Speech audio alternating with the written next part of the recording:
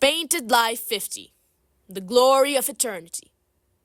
At St. Omer, God granted Mary a sight of great glory, saying to her, "Be not weary, you shall die soon, and your reward shall be great." Two of Mary's companions appear in the last two paintings. Perhaps they are Mary Poyntz and Winfred Wigmore, her most intimate friends, whose memory was to be cherished. The text says she was to die soon, yet she would still live some years before her earthly days were ended. At every moment, in every situation, in any kind of service, we are in touch with the whole, namely, with God manifesting Himself to us. Perhaps we shall not be far wrong in connecting this painting with the last of Mary's spiritual notes, which have survived. The one she wrote in Rome on March 12th, 1636.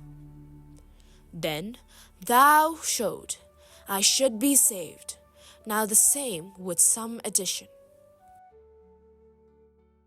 In conclusion, before her holy death in 1645, Mary's last words to her dearly loved daughters standing around her were to commend to them the constant, courageous, and loving practice of their vocation, both in general and in all particulars, assuring them that God would assist and help them.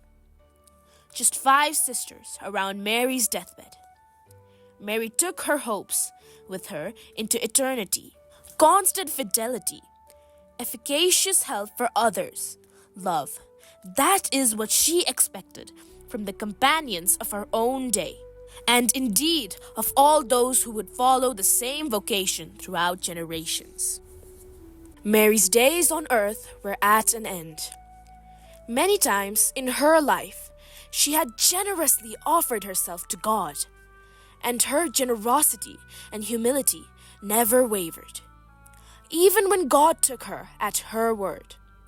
But His greatness in her was manifested above all when Mary suffered the deepest humiliation of her life.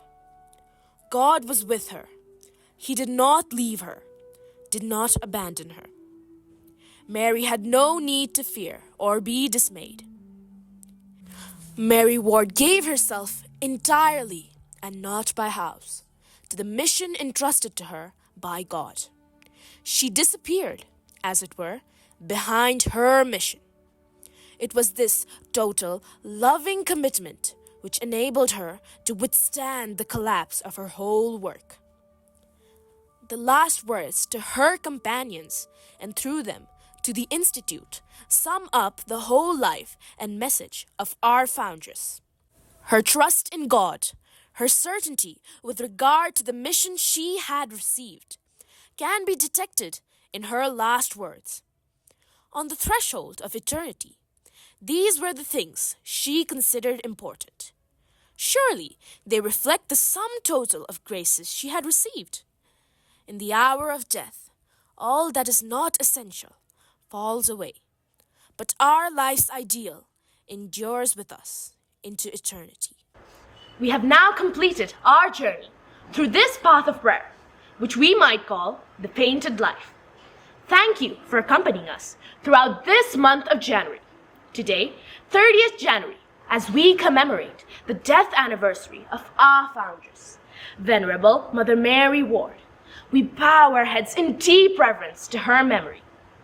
Even more than 4 centuries later, we continue to draw inspiration from this remarkable soul, who remains a model of courage, perseverance, and unwavering faith for us all. Namaste, and thank you once again.